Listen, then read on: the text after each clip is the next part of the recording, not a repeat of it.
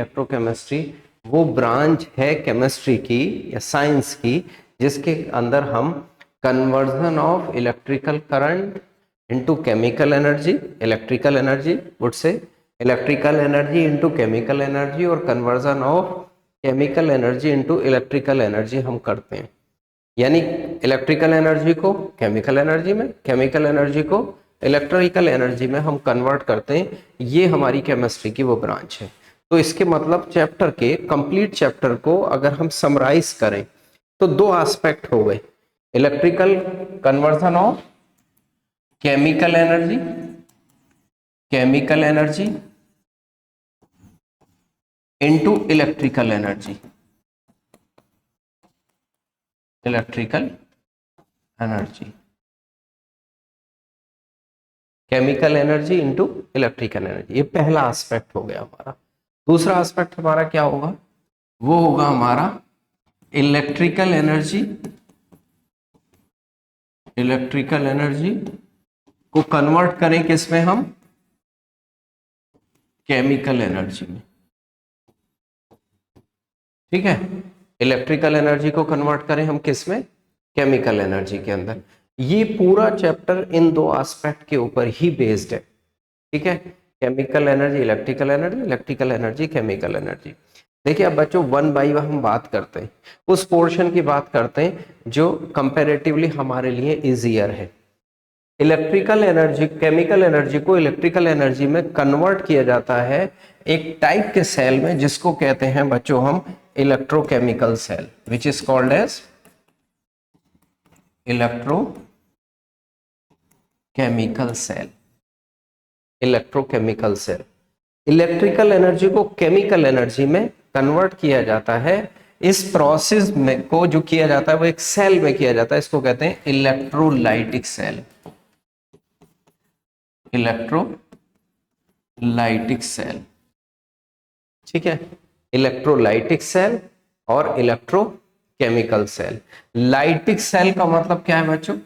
Lytic cell का मतलब है कि ब्रेक डाउन कर देना, केमिकल्स का सिंपल लैंग्वेज में कहें तो उनका ब्रेक डाउन कर देना, और ब्रेक डाउन की वजह से हमें इलेक्ट्रिकल एनर्जी हेल्प किसकी लेंगे? हम इलेक्ट्रिकल एनर्जी की कन्वर्ट किस में करा देंगे? केमिकल एनर्जी में, जो केमिकल्स का ब्रेक डाउन कर दे, लाइसिस कर दे।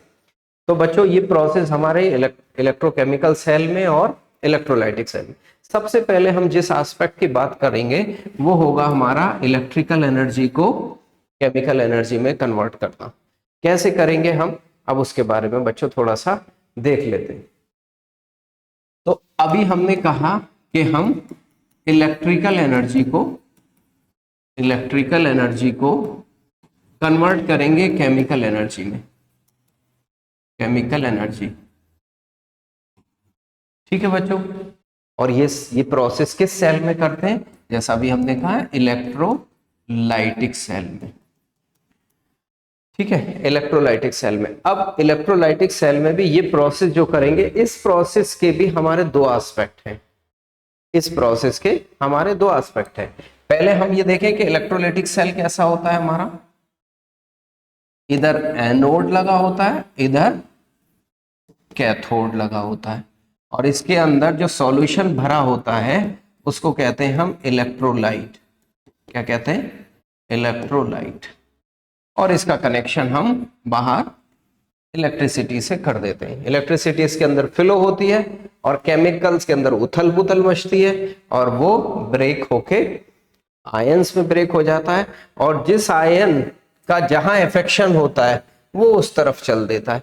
आयन दो तरह के हो सकते हैं, पॉजिटिव आयन होता है और एक नेगेटिव आयन, यानी कैटायन और एनायन।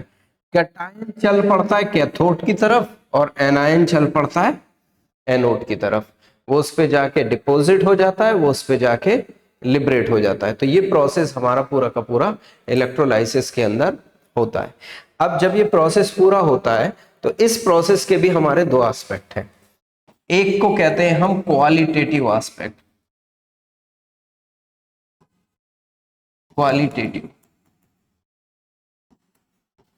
क्वालिटेटिव एस्पेक्ट, और एक को कहते हैं बच्चों हम quantitative aspect. Quantitative aspect, qualitative aspect and quantitative aspect. Qualitative aspect का मतलब यह है जो रेस्पेक्टेड इलेक्ट्रोड हमने लिए हैं इन पे क्या प्रोडक्ट बनेगा, उस प्रोडक्ट की क्वालिटी क्या होगी। क्वांटिटेटिव एस्पेक्ट ये बताता है कि कितना बनेगा, ठीक है। क्वालिटेटिव एस्पेक्ट के अंदर, क्यों क्वालिटेटिव एस्पेक्ट की हम बात कर रहे हैं, क्योंकि हम एक से ज्यादा इलेक्ट्रोलाइट टाइप के आयन यहाँ पे प्रेजेंट हो सकते हैं। अब उन आयन में से सेलेक्टिवली कौन सा आयन रेस्पेक्टेड इलेक्ट्रोड के ऊपर जाएगा, तो वो हम पता करेंगे किससे, क्वालिटेटिव एस्पेक्ट से। ये इलेक्ट्रोलिसिस का कौन सा एस्पेक्ट है, क्वालिटेटिव एस्पेक्ट।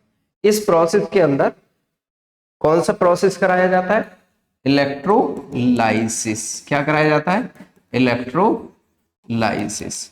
और इलेक्ट्रोलाइसिस जो प्रोसेस कराया है, इसी के हमने ये दो एस्पेक्ट बताए हैं, क्वालिटेटिव एस्पेक्ट और क्वांटिटेटिव एस्पेक्ट। बच्चों बड़ा इंपॉर्टेंट एक सीधा सा क्वेश्चन आ जाता है हमारा। सबसे पहले इसमें भी हम बात करते हैं क्वालिटेटिव एस्पेक्ट क्या होगा हमारा, यानी प्रोडक्ट की क्वालिटी हमारी रेस्पेक्टेड इलेक्ट्रोड के ऊपर क्या बनेगी, कैटायन क्या बनेगा, अनायन क्या बनेगा। देखिए उसके लिए हमें दो बातें पता होना जरूरी है। कैटायन के लिए हमें इलेक्ट्रोकेमिकल सीरीज का पता होना जरूरी है। कैटायन के लिए क्या पता होना जरूरी है बच्चों, इलेक्ट्रोकेमिकल सीरीज ECS। और ECS जो सीरीज है हमारी, वो अरेंज किया गया है on the basis of their ions के, एटम्स के, मेटल के इलेक्ट्रोड पोटेंशियल के ऊपर अरेंज किया गया है। इलेक्ट्रोड पोटेंशियल की अगर हम बात करें, increasing order of reduction potential में, रिडक्शन पोटेंशियल इसका क्या होगा, इसमें इंक्रीज करेगा। जैसे अगर मैं बात करूं बच्चों, Li लिख बा सर का नाम जल मन जन कर पी सट को नी सन पब हाइड्रोजन को हग अग पट ओ।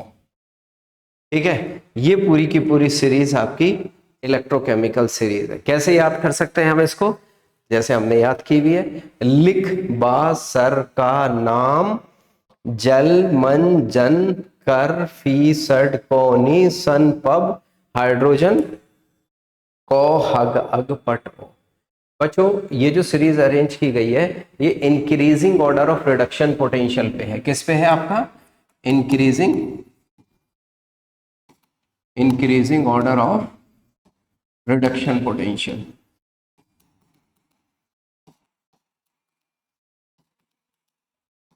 ठीक है, increasing order of reduction potential यानी decreasing order of oxidation potential. ठीक है, इस इलेक्ट्रोकेमिकल सीरीज की क्या क्या हमारी क्वालिटी हो सकती है, इसके ऊपर भी एप्लीकेशन क्या हो सकता है, इसके ऊपर भी एक क्वेश्चन आएगा, उसके बारे में बात करेंगे।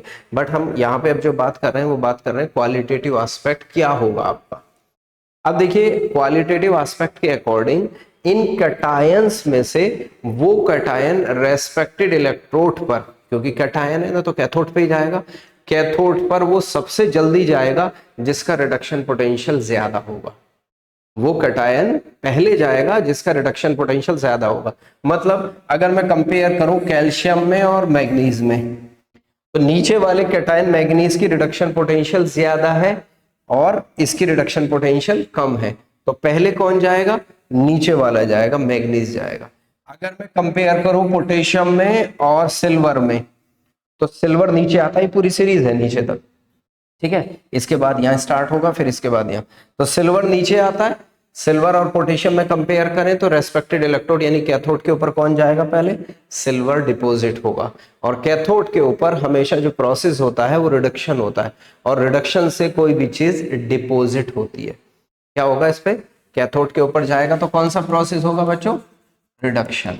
और रिडक्शन से कोई भी चीज क्या होती है, डिपॉजिट होती है रिडक्शन करने के बाद। ठीक है, तो इसका मतलब कैटायन डिपॉजिट होंगे, वो कैटायन डिपॉजिट होगा जो इलेक्ट्रोकेमिकल सीरीज में नीचे आएगा जिसका रिडक्शन पोटेंशियल ज्यादा होगा, या कैसे कह दें ऑक्सीडेशन पोटेंशियल कम होगा। एनायन के केस में भी आपका सेम केस होगा। एनायन के केस में क्या होगा, एनायन के लिए भी एक छोटी सी सीरीज है, बहुत ज्यादा हमें जिससे हमारा काम काफी चलेगा, वो होगा हमारा एनायन के लिए। एनायन के लिए जो सीरीज है वो होगा SO4 NO3, सन, याद रखो सन, ओह सन ओ, सूरज निकल आया ओ, सन ओ, ClBrI।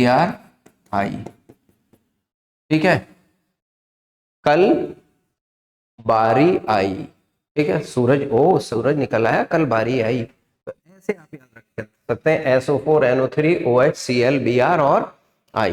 ये ऑर्डर होगा इधर की तरफ, जो सबसे बाद में आएगा। अगर दो में आपका कंपटीशन आ जाए, प्रतिस्पर्धा आ जाए, तो बाद वाला जो होगा वो पहले लिबरेट होगा, एनायन एनोड पे जाएगा। और एनोड पे कौन सा प्रोसेस होता है हमारा, एनोड पे होता है ऑक्सीडेशन। हमेशा याद रखो एनोड पे कौन सा प्रोसेस होगा, ऑक्सीडेशन। तो इनमें से, इन एनायन में से कौन पहले जाएगा, जो बाद में आएगा वो एनायन पहले जाएगा। Cl और Br में तो Br पहले जाएगा, NO3 में और I में I पहले जाएगा, यानी लिबरेट होगा, रेस्पेक्टेड इलेक्ट्रोड की तरफ वो जल्दी से भागेगा।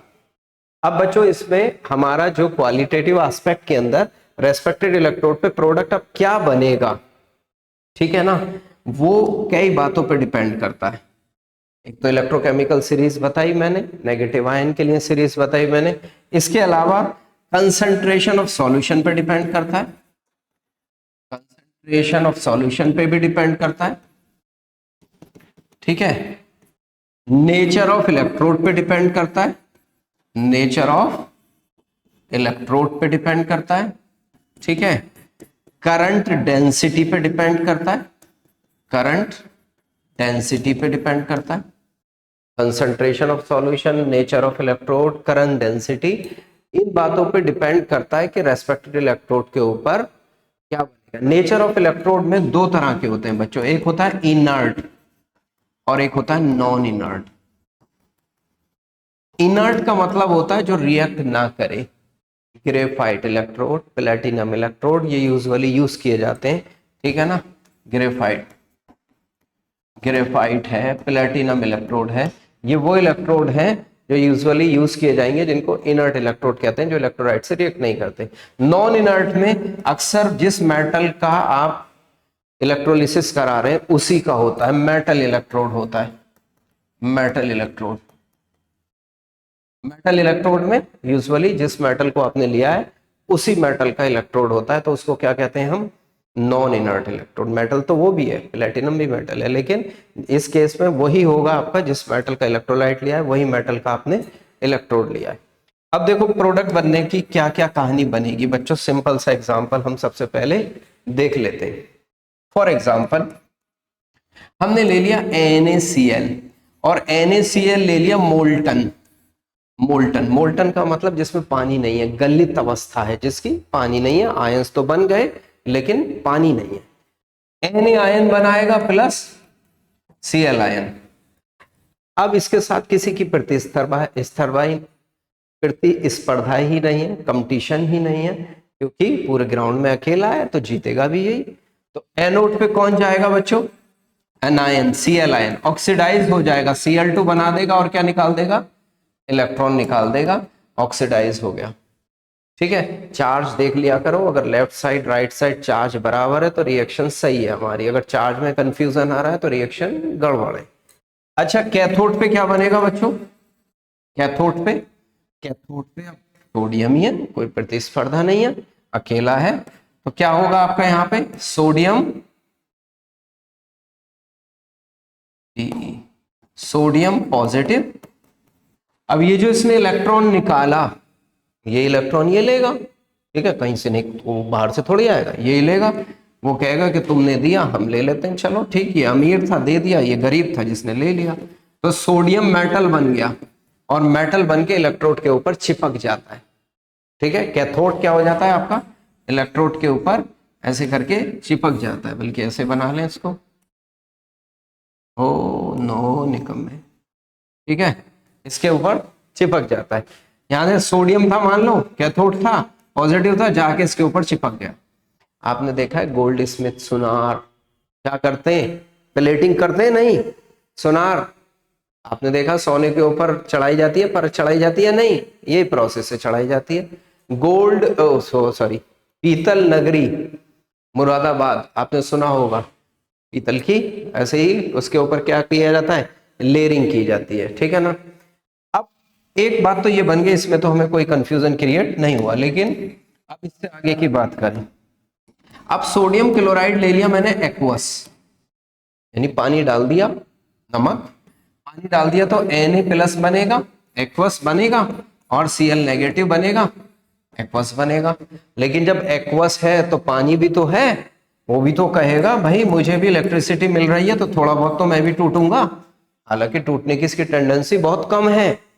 जैसे मैं लिख रहा हूं, क्योंकि डिसोसिएशन Kw कितना होता है इसका, 10⁻⁻14, बहुत ही कम, रेयर पानी है यहाँ पे।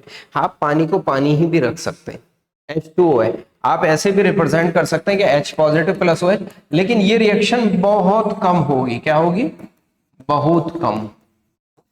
लेकिन पानी तो है उसके अंदर। कहानी क्या बनेगी बच्चों हमारा, अब एनोड पे कौन आएगा, अगर हम बच्चों एनोड की बात करें और कैथोड की बात करें, तो एनोड पे कौन आएगा भाग के, यहां देखो H positive, sorry Cl negative और OH नेगेटिव, या इसको लिख लें वाटर, H2O। अब Cl नेगेटिव जो है जल्दी लिबरेट होगा, यानी इसका रिडक्शन पोटेंशियल कम होगा, ठीक है। Cl नेगेटिव लिबरेट होगा, Cl नेगेटिव आएगा और क्या करेगा आपके पास, क्योंकि आपको याद होगा अभी मैंने सीरीज थोड़ी देर पहले ही आपको अजबर कराई थी, बताई थी, ये सीरीज देखो ये वाली, ये OH यहां से उठाओ, गुड, बहुत सुंदर, OH यहां से उठाओ और Cl यहां से, तो पहले कौन आ रहा है इधर, भागला कौन है पहले, आगे कौन निकल गया, Cl, पीछे OH पीछे छूट जाएगा, पीछे छूट जाएगा तो कहानी क्या बनेगी बच्चों, देखो यहाँ पे Cl नेगेटिव और क्या करेगा, एनोड पे, कैथोड पे नहीं लिखना था भाई, Cl नेगेटिव, अरे Cl नेगेटिव, और क्या बना देगा, क्लोरीन गैस बना देगा, और क्या निकल जाएगा, इलेक्ट्रॉन निकल जाएगा, बात जमेगी। यानी कैथोड पे एनोड पे प्रोडक्ट क्या बना हमारा, क्लोरीन। अब लड़ाई हुई, किसमें हुई थी लड़ाई पहले, OH में और Cl में, या वाटर में और Cl में। अब लड़ाई हुई सोडियम में और H में, या वाटर में और सोडियम में। आपको पता है आप ऐसे भी लिख सकते हैं, ये भी गलत नहीं है आपका, लेकिन ज्यादा अच्छा क्या है, Na और H2O, क्योंकि H2O बहुत कम आयोनाइज होता है। मैं दोनों तरीके से आपको बता देता हूं जिससे समझ में आए, पॉइंट ये है हमारा समझ में आए। देखिए अब सोडियम कहाँ आता है इसमें, इलेक्ट्रोकेमिकल सीरीज में बड़ा ऊपर आता है, और हाइड्रोजन क्या आता है, नीचे आता है।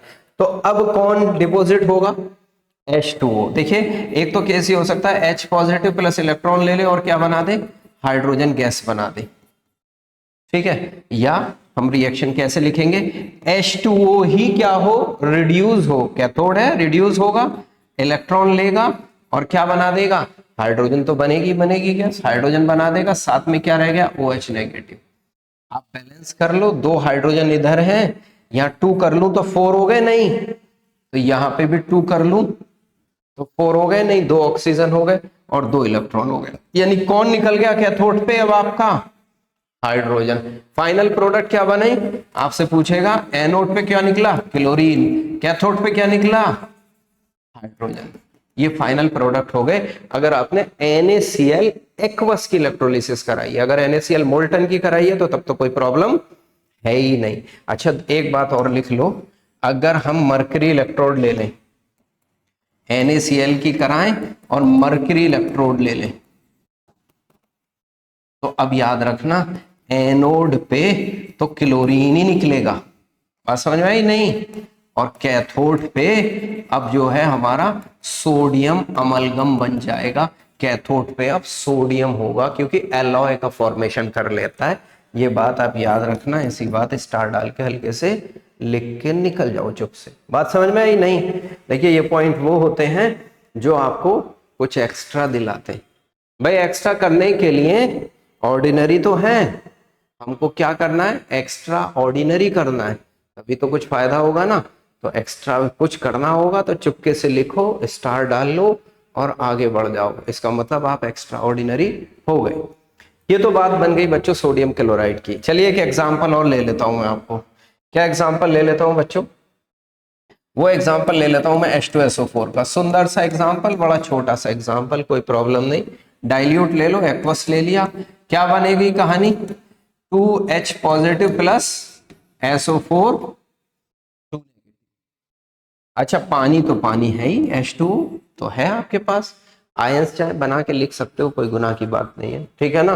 कैसे बन जाता है आपका H positive plus OH negative, समझने के लिए ये ज्यादा आसान है। अब देखो यहाँ तो H ही H है, कोई प्रतिस्पर्धा, भाई H पानी से आया है H2SO4 से, उसे थोड़ी ना पता कहां से आया हूं, H तो H ही है। तो कैथोड पे सबसे पहले हम बात करें, एनोड पे क्या जाएगा और कैथोड पे क्या जाएगा। एनोड पे एनायन SO4 और OH, यानी H2O और SO4, अभी हमने सीरीज बताई थी बच्चों, वो फिर आप भूल गए, याद रखो, देखो ये बताई थी ना सीरीज, मैं भी भूल गया कहाँ चली गई, गुड। ये देखिए OH और SO4 भारी भरकम था, खली टाइप, हल भारी पीछे रह गया। OH क्या है, आयनिक मोबिलिटी ज्यादा, तो जल्दी से भागेगा नहीं भागेगा, तो कहानी क्या बनेगी बच्चों, यहां पे अब एनोड पे OH आयन आया, अरे भाई OH आयन आया, OH नेगेटिव, क्या बना देगा आपका H2O plus O2 plus electron, balance कर लो, एक इलेक्ट्रॉन इधर, एक इलेक्ट्रॉन, अभी तो देखने में अच्छा लग रहा है लेकिन ऑक्सीजन डिसबैलेंस हो रहे हैं, तो इधर कितना कर दूं, इधर भी 2 कर दूं, इधर 4 करना पड़ेगा। ऑक्सीजन कितने हो गए, 2 और 2 4, हाइड्रोजन 4, और 4 जब कितना हो गया तो यहाँ 4 इलेक्ट्रॉन करना पड़ेगा। ये रिएक्शन क्या कहलाएगी आपकी, एनोड की रिएक्शन कहलाएगी। कैथोड, कैथोड पे हाइड्रोजन के अलावा कोई प्रतिस्पर्धा है ही नहीं, तो अकेला हाइड्रोजन या वाटर, जो ये वाली रिएक्शन लिखी थी ना अभी हमने, बार बार लिखने की जरूरत नहीं है, ये जो रिएक्शन हमने लिखी थी, ये जो रिएक्शन लिखी थी हमने, इसको कॉपी करो और यहां लाके क्या कर दो, पेस्ट कर दो, कॉपी पेस्ट, बात जम जाएगी नहीं। ये तो बात हो गई बच्चों हमारी H2SO4। और इन सब केसेस में मैंने एक चीज आपको नहीं बोली कि सब कुछ हम इनर्ट यूज कर रहे हैं, इलेक्ट्रोड यूज कर रहे हैं, क्या इनर्ट यूज कर रहे हैं। अगर बच्चों आपने ऐसा किया, गुड, सिल्वर क्लोराइड, ठीक है, या सिल्वर नाइट्रेट ले लो, आप एक लाइन में बताइए, देखिए सिल्वर नाइट्रेट AgNO3, और आपने यूज कर लिया सिल्वर इलेक्ट्रोड, आपको इसमें कुछ नहीं करना, कुछ भी नहीं करना, ठीक है, काम हमारा चलना चाहिए। एनोड पे Ag प्लस लिबरेट होगा और कैथोड पे Ag डिपोजिट होगा, ठीक है, एनोड पे भी वही मेटल, कैथोड पे भी वही मेटल, उसी मेटल का आपने क्या लिया था, इलेक्ट्रोलाइट लिया था, ये याद रखना, ठीक है ना। ये नॉन इनर्ट का केस है, आपसे पूछा जा सकता है, ठीक। तीसरी बात, अगर करंट डेंसिटी हमने बढ़ा दी, डाइल्यूशन बहुत ज्यादा बढ़ा दिया और करंट डेंसिटी हमने बढ़ा दी, जैसे NaCl हमने लिया, वो हाईली डाइल्यूटेड ले लिया और इसको कर लिया हमने क्या, हाईली डाइल्यूटेड, एनोड पे एनायन जाएगा, एनोड पे निकलेगा अब ऑक्सीजन और कैथोड पे निकलेगा अब हाइड्रोजन, क्लोरीन नहीं निकलेगा, अब क्या निकलेगा, ऑक्सीजन निकलेगा, किस केस में, हाईली, वेरी डाइल्यूटेड, हाईली से अच्छा टर्म होगा वेरी डाइल्यूटेड, वेरी डाइल्यूटेड ये ज्यादा अच्छा टर्म होगा, ठीक है ना। एनोड पे ऑक्सीजन लिबरेट होगा और कैथोड पे हाइड्रोजन, एनोड पे क्लोरीन नहीं निकलेगा, क्या निकलेगा, ऑक्सीजन निकलेगा, OH आयन कंसंट्रेशन, बल्कि आप ये कह सकते हैं कि ओवर वोल्टेज देना पड़ेगा उसको, ठीक है ना, इलेक्ट्रोलाइज करने के लिए ओवर वोल्टेज देना पड़ेगा, जिसकी वजह से ऑक्सीजन लिबरेट होगा। अच्छा एक क्वेश्चन और आ जाता है आपका, 50% H2SO4, हाई करंट डेंसिटी दे दें यहाँ, H2SO4 using high current density, तो H2SO4 इस केस में आयोनाइज होगा H positive plus HSO4 negative. देखिए कैथोड पे तो आपका कोई प्रॉब्लम नहीं है, 50% भी है तो वाटर तो होगा ही, H ही होगा उसके अंदर भी, तो H positive plus electron gives hydrogen, ये लिख सकते हैं। या वही वाली रिएक्शन जो कॉपी पेस्ट की थी ना हमने, H2O कितना हो जाएगा यहाँ पे, half of hydrogen, H2O plus electron, तो क्या बनेगा H2 प्लस OH नेगेटिव, यहाँ 2 कर दो, यहाँ पे भी 2 कर दो, यहाँ पे भी 2 कर दो, ठीक है ना, ये वाला केस होगा। लेकिन बात कहाँ पे फंसेगी, बात फंसेगी अब हमारी एनोड पे, एनोड पे। हालांकि जब एस हमारा एस बिलो हाइड्रोजन था सिलेबस में तो रिएक्शन बहुत इंपॉर्टेंट थी, लेकिन अब प्रोबेबिलिटी कम इंपॉर्टेंट थोड़ी सी हो गई है क्योंकि वो सिलेबस से ही बाहर कर दिया। ठीक है, क्या होगा बच्चों, यहाँ पे HSO4 नेगेटिव ऑक्सीडाइज होगा और ये बना देगा H2S2O8 प्लस 2 इलेक्ट्रॉन। बचपन में इस एसिड को हम मार्शल एसिड कहते थे, ठीक है, आज भी बड़े होके भी वही कहते हैं। H2S2O8 हाइड्रोलिसिस करा दो, क्या बनेगा H2SO5 प्लस H2SO4। आज भी हम इसको कैरो एसिड ही कहते हैं, H2SO5 प्लस H2O, और ये बना देगा हमारा H2SO4 प्लस H2O2। तो एनोड पे पूछा जाता है कि कौन सी गैस बनती है, ठीक है ना, H2O2। वैसे तो नॉर्मल टेम्परेचर और प्रेशर पे H2O2 लिक्विड होता है हमारा, आप देखते हैं ना डॉक्टर के पास होता है 20 वॉल्यूम H2O2, 10 वॉल्यूम H2O2, ठीक है। H2O2 हमारा बनेगा किसके ऊपर, एनोड पे। कैथोड पे क्या बनेगा हमारा, हाइड्रोजन बनेगा। बात समझ में आती है नहीं? तो ये केस आपका होगा। एक केस आपका जो आपके ऑर्गेनिक केमिस्ट्री के पॉइंट ऑफ व्यू से इंपॉर्टेंट है वो है CH3COONA। एक्वस की अगर इलेक्ट्रोलिसिस कराएं बच्चों, ये बनता है CH3CH3 plus CO2 plus NaOH plus hydrogen.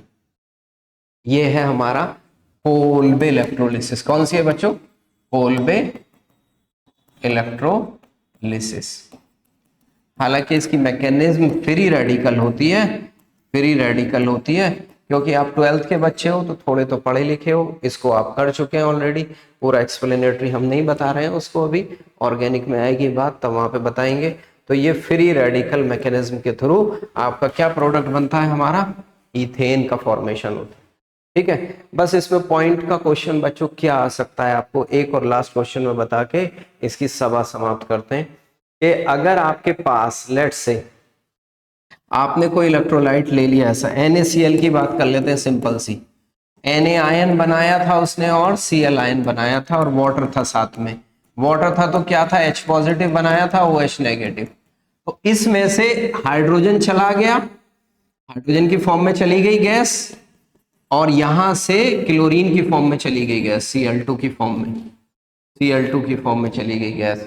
Solution में पूछेगा कि इसका pH पे क्या इंपैक्ट होगा। देखिए ये वाला जो प्रोसेस है ना आपका, ये वाला प्रोसेस OH नेगेटिव जो जाना है, ये एनायन जो जाने हैं वो किस तरफ जाने हैं आपके, एनायन जाने हैं एनोड की तरफ, और एनोड के पास खींच के Cl तो भाग गया, रह क्या गया, OH नेगेटिव। जब OH नेगेटिव रह गया तो सॉल्यूशन की pH क्या होगी बच्चों, इंक्रीज कर जाएगी। हालांकि सॉल्यूशन की pH इंक्रीज करेगी, लेकिन किस कंपार्टमेंट की, किस साइड की ज्यादा इंक्रीज करेगी, आपका जो एनोड वाला पोर्शन है, क्योंकि ये खिंच के एनोड की तरफ को जा रहे हैं ना सारे, तो इस वजह से सॉल्यूशन की pH इंक्रीज कर जाती है। बच्चों मैंने कोशिश की है छोटे से टाइम में और आसान तरीके से कि हर एस्पेक्ट को, क्वालिटेटिव एस्पेक्ट ऑफ इलेक्ट्रोलिसिस को, हर एस्पेक्ट को मैं आपको टच करके बता सकूं। इलेक्ट्रोकेमिकल सीरीज के क्या क्या होगा और क्वांटिटेटिव एस्पेक्ट क्या होगा, इसके बारे में मोस्ट प्रोबेबली हम बात करेंगे नेक्स्ट लेक्चर के अंदर। Okay, good luck, see you.